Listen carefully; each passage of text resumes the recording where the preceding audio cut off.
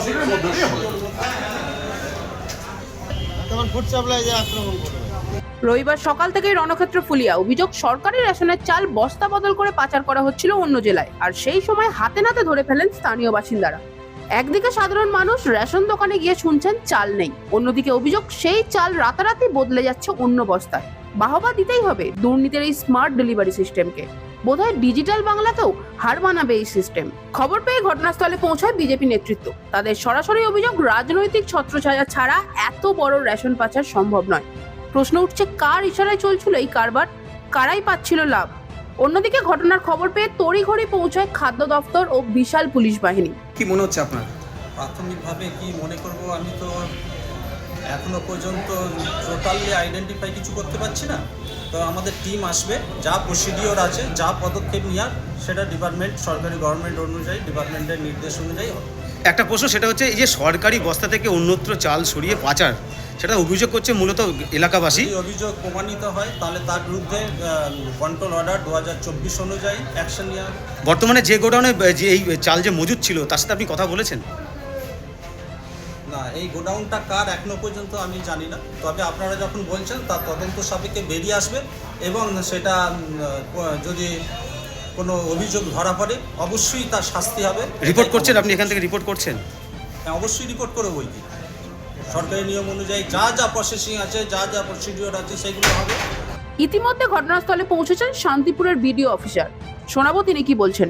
আমি জানিয়েছি জেলা এবং সাব ডিভিশনে জানিয়েছি, এবার ওনারা যা ব্যবস্থা নেবেন সেরকমভাবে হবে। জানা গেল কার গোডাউন বা কত বস্তা চাল ছিল?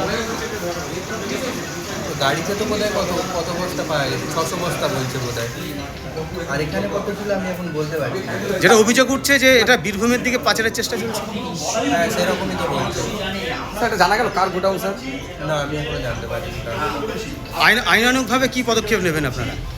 আইনানুগভাবে এটা তদন্ত করা হবে এবং কেন এটা হয়েছে সেটা অবশ্যই খতিয়ে দেখা হবে। যদি অন্যায় হয়ে থাকে অবশ্যই তা। যদিও এত কিছুর মাঝেই সম্পূর্ণ বিষয়টি নিয়ে যখন গোডাউনের কেয়ারটেকারকে জিজ্ঞাসা করা হয়েছে, তখন ঠিকমতো কিছুই বলে উঠতে পারেননি তিনি। কি মাল আছে? চাল আছে। কোথায় যাচ্ছিল চাল? ভাটিতে। কোথায়? বীরভূম? বীরভূম। মালিক কে? বীরভূম। কি নাম জানেন মালিকের? না। আপনি তাহলে এখানে কিসের কাজ করেন? আমি এই গোডাউন দেখাশোনা করেন?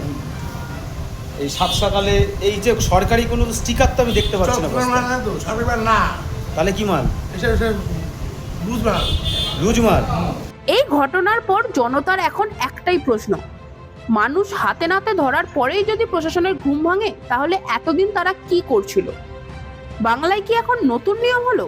গরিবের নামের বরাদ্দ চাল ডাল সিন্ডিকেটের হাতে সরবরাহ হবে, আর সেটা দেখেও না দেখার ভান করে থাকবে প্রশাসন?